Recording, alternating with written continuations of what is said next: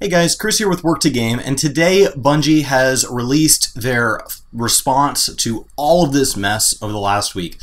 So for those of you that haven't seen any of our recent videos on it, I know Brian did, I think it's up to 3 videos now, kind of talking through the timeline here and ultimately ending in him uninstalling Destiny 2. This is not necessarily targeted at a Destiny 2 post, even though they are kind of at the subject of this. So I'm going to be focusing on Destiny 2, but keep in mind that we're actually talking about a shift in the industry as a whole. In my opinion, the industry has been sick for a long time, but we didn't really know why. There was always kind of this undermurmur of complaints, but without a symptom, there's nothing to treat.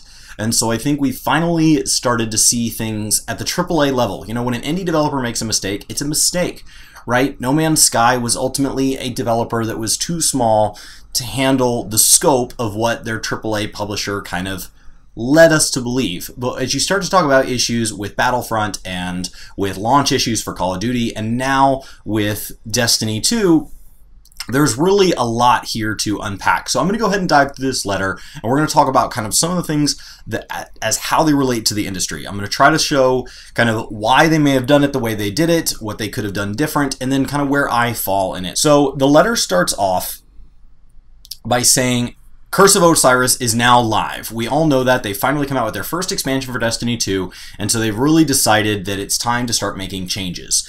Now, there's a couple of things that I think could have been handled better, but ultimately they got themselves into a boardroom where there was no good options available. So what they've said here is the Destiny in-game features a variety of activities that they wanted to move along with the expansions. So each expansion you were going to be required to buy it in order to move on. This is a lot like a subscription game, except it's not so openly obvious that that's what it is. They've actually said that not only was this going to be kind of your prestige modes, which I think we could have all expected that the new power cap was going to be tied behind the latest expansion, but actually seasonal limited time playlists like Trials of the Nine and Iron Banner were meant to evolve with each season, and even though they were kind of there with the base game, they're now going to be moving on without us, and if you don't buy them, you're going to get left behind. Now, they have admitted that they know that this is not working for the community. They know that there's a problem. They know that based on the number of refunds we're requesting, based on the public outcry about this, just the outrage, not just from celebrity gamers or celebrity Twitch stars or, big Twitter accounts or anything like that, but their everyday customer. Because the unique thing about gaming is that your customer isn't just your customer. It doesn't end there. We don't take the game back to our secret little caves and play it in a vacuum. We're also your sales team, your evangelist. We're on Reddit, we're on YouTube, we're on Twitch, and that's players from pro all the way down to brand new. This is their very first video game ever, and every amount of time, every amount of resources, everything in between. And so I think they've obviously said that they're listening here. So diving back in, they've said, therefore this week we'll release a hotfix. Now the hotfix is going to be dropping the prestige raid back down to 300 and its rewards, and so they're going to kind of just take it back to the base level and just leave it there. And that way you can get that achievement, the reason for the refunds. So they're going to kind of close that, I guess, loophole that they really created. And I don't know why this wasn't the immediate response. They don't really go into that. And they go on in saying that the Trials of the Nine will only require it when it requires a Curse of Osiris map. Now, each week they're going to be picking a different map, and so as we add more and more expansions, it seems like statistically this will kind of end up being the same thing, just further down the road. The Prestige Nightfall will stay where it needs to stay, and that actually makes sense to me. The normal Nightfall will only require Curse of Osiris when it features the Curse of Osiris map. Once again, just like PvP, Trials of the Nine, and everything like that, as the number of expansion maps increase with each expansion, this will kind of sort itself into being the exact same thing that it was. They're just softening the blow. Time-limited events, Iron Banner, Faction Rally, and The Dawning will be made available to all players. So first of all, let's just point something out. Even if you're loving the game, there were no winners here. Everybody has had to deal with this. Everybody is going to be affected by the changes. There was no winning. They can't just go give the DLC to everybody who didn't buy it, because that insults all the people who pre-order the deluxe game in order to get it, right? These players that said, I have the resources and the dedication to this game to be willing to give you my money, to bet on this game being good before I get to play it. And so to insult that player base isn't fair. The other side of it is you have these players who bought the base game and were told they would have access to a certain level of content, and you can't simply take it away because your development cycle was poorly thought out. So with that said, somewhere there was a board meeting where a bunch of people came in and some guy stood up and said, there's no bad ideas, right? Everybody toss out your ideas on how to fix this. And I imagine that that room and that whiteboard looked an awful lot like the comment sections on these videos or in these Reddit posts. And everybody has a solution. Everybody has, if they just did this, it would fix it. Everybody that didn't just give up and just say, well, screw it, I'm out of here. And maybe some people in that boardroom did that. They just walked out. But I think most of them came to the table and said, the core issue is, I believe X, and Y is going to fix that issue. And it might. But ultimately, all of those ideas really would be better off with just a time machine, and we could go back and do this differently. And in my opinion, this got to be this way because there are no other competitors in the space. Destiny 2 is great at being a first-person shooter MMO because there aren't others. So I think that that's a big piece of this. And I think as we look down the gun and we say, okay, Anthem's coming out, Anthem's going to give Destiny a run for its money, it's like, well, EA's not doing any better right now. They've got their own mess. So I don't think they're over there laughing, saying Anthem's going to be awesome. I think they're saying, oh, God, how do we not Battlefront Anthem? So really, my issues with this post as a response are that it seems to be both left and right. And that makes me nervous as a person who's bought the game with the intention of playing it. Because they didn't stick to their guns and say, this was our development cycle, deal with it. Because at least then I'm like, okay, well, they've got a plan, and whether or not I agree with that plan, it's going in a direction. But they didn't say, you guys are right, we were wrong, we're going to fix it. They've said, all right, if it's on a base level map, we'll give you these features back. But long term, they're ultimately going to go away, but it'll be later, right? Kind of like when our government does things like makes tax policies that expire after that group of people will be out of office. They just push it off to the next guy. And that way, when it goes wrong down the line, hopefully either A, we're done whining about it and don't notice, or B, if it swells up again, that's the future's problem. And these guys will have already collected a year or more of paychecks by that point. And they'll have already sold another Christmas season worth of these games. So they'll ideally have that amount of money plus whatever interest on whatever capital they've retained through this mess to put towards solving it then. Because it's a hard problem to solve now. So future me is sure to handle it better.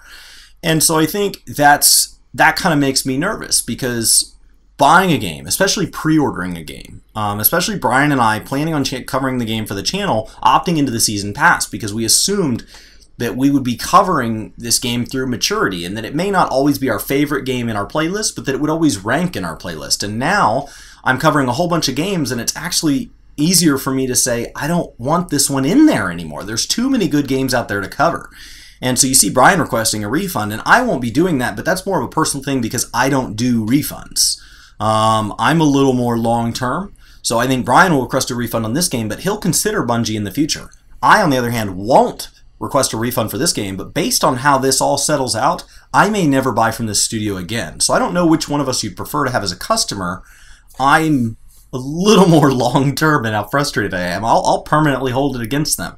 But they can keep my money on this one. I messed up. I trusted you. And I won't make that mistake again.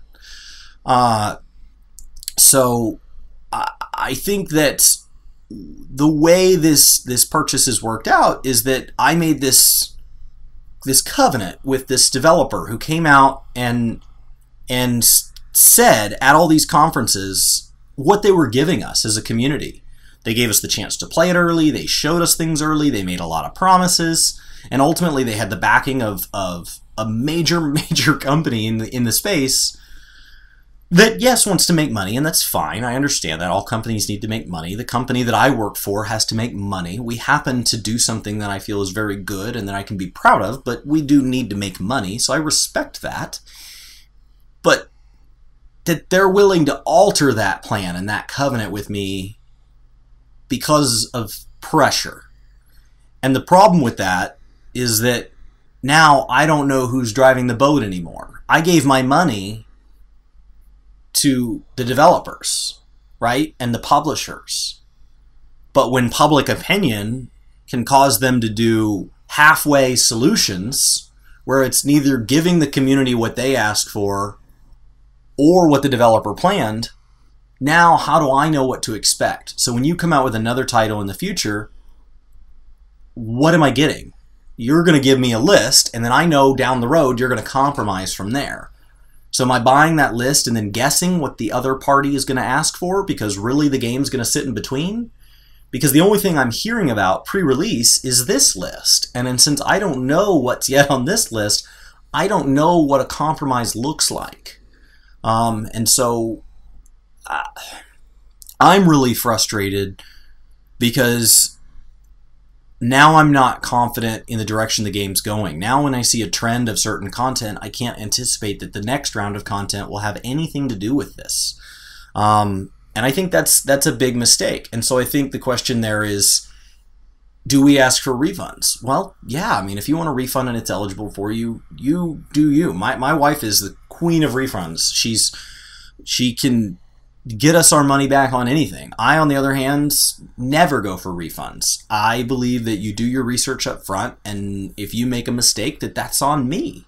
And I eat it. And so those are two very different mentalities even within my own household. So where you fall on this is up to you. I will tell you that it's obviously sending them a message, and it's obviously scaring these big companies. You know, you have EA and Activision. They have to be shaking in their boots a little bit. And if they're not, they're naive. We've proven that AAA games are not immune from mistakes. And we shrug off a bad launch from Call of Duty. And we shrug off servers going down due to DDoS attacks on MMOs. And, you know, things like Final Fantasy. We shrug off bad launch days for World of Warcraft. We shrug a lot off as a community, and we complain about it at the time, but the moment that it's passed, we forget about it. But these things are becoming more and more frequent, and the number of times that a developer doesn't hold up to the list that they promise us is becoming an everyday thing. And so you have to wonder what us as gamers are going to trust.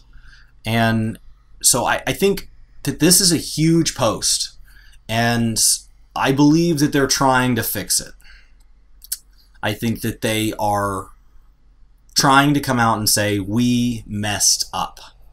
And they're trying to come up with a compromise with themselves, but the compromise feels like an empty apology. It doesn't feel like they're really committed to a set of changes that changes the way they interact with their community. It's simply changing our demands. We demanded access back to these content, so they gave us this back. But if you really look at the way they're rolling out these changes, this problem will come back with the next expansion, and the one after that, and the one after that.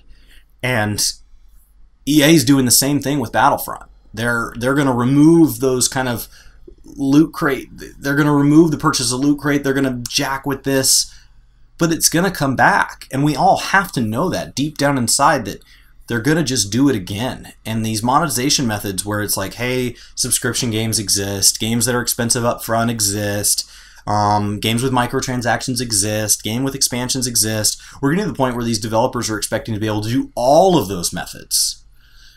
And that's not really fair to us. It's not really transparent with us. If a game's going to cost you $5 a month from each of us to keep running, just tell me that up front and trust that I'm going to be a good partner and I'm going to join you for this ride through this content. Don't sell me a game and then say, hey, now that I've got you pot committed, I need more money. That's not really fair. I think if you want to sell cosmetics and stuff and fund things, I think Halo did a wonderful job of making all these cosmetics available. And there was one game mode where it kind of gave you a little advantage, I guess, if you tossed money at it, but it wasn't the main game mode by any means. So if you want to make zombies in Call of Duty beatable with money, go for it. There's no ladder, there's no ranking, there's no... who cares? You know, it's almost single player. So if you want to take a version of that and you want to say that there's a new wave on wave thing of Destiny 2 content, you go in and you just shoot these guys until they kill you, and you're going to get access to special weapons, and these special weapons are one-time use items out of loot boxes, right? And there's no real ranking to it. There's no scoreboard for who's gotten the furthest. Perfect. You know, but to sit here and give me empty expansions where you're not reinventing the wheel here. This isn't Final Fantasy Stormblood where I get a whole new game out of it. You're giving me a very limited amount of content, and then you're gating everybody else behind it, and you're dangling it over them. And that's not right. And so this is a little bit going over kind of what the post said. If you guys didn't get a chance to read it, I'll put the link in the description below.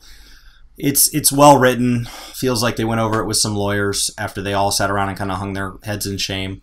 And I think the way that they handle this moving forward will tell us a lot about whether or not we should be buying Destiny 3 or whatever other title that this group of people may come back together and work on. So I would love to know what you guys think in the comments below. Brian is asking for a refund. He's uninstalled the game. I'll hold out a little longer because my judgment's a little more permanent. And so I try to withhold it. I try to give him the benefit of the doubt. So I'll try this 1.1.1.1. Whatever, how many point ones that was, out. And if it's not fixed, at some point I will give up on Destiny 2. And when I do, I'll be done with Bungie. And that would be a sad loss. So I don't know how you guys feel. I don't know, if you guys fall in kind of the Brian method of this or in the Chris method. We would love to hear it. If you guys have other suggestions on how people should react or what these companies could do, I don't know that there was anything this blog post could have said that would have made me suddenly feel happy. So I have to have some level of respect for the fact that they did come out and talk to us, that they are taking some level of action, and know that no matter what that action was, I was going to think it was at least a little bit wrong. So I don't know what I expected. This one felt a little empty, and it feels like they still don't get it. So thanks for coming out, Bungie and the Destiny dev team. I don't think you're done apologizing. That's really it. So I think look forward to maybe some brighter posts from us. We're going to go back to covering a lot of other games. There's a lot of new people in the community, and we appreciate each and every one of you. To all of you guys that have been here and have been hanging out and hit that subscribe button, sorry that this news kind of threw us for a loop this week. I don't think Brian or I thought that this week would be covering the news that it is. And a special thanks to the Patreons and the subscribers over on Twitch for making this possible. Lately, you guys have just been out in force, and so Brian and I are talking about some ways to kind of thank you guys in the months to come, all those different groups of people, because after hitting 10,000 subs and everything, we just are blown away by what this community's really meant to us over the last little over a year. And with this holiday season, we want to find a way to say thanks. So thanks again. This is Chris with Work to Game, and I'll see you next time. I really like what you do on this channel, and I want to say thanks. How can I do that? You could try being a patron. Oh, okay. So tell me more about it. Well, I think you'd have to click on the link to take you to our Patreon page and see if you want to support it. Unfortunately, you're not going to be able to support just me. Okay. You're going to have to support both of us. So this is kind of like a win-win. So if they support you, they support me, right? Yes. Awesome. Yes. Do we have like cool, fun rewards? Like, is there anything I get? They do, and we're constantly looking for ways to change that. So if you support Team Brian, Team Chris, just Team Work to Game, click on that link. Yeah. Let us know what you think about the rewards too, whether you like them or if we could do something a little bit different. And by the way, thanks for watching this video. We really appreciate it. We'll see you next time. Take care.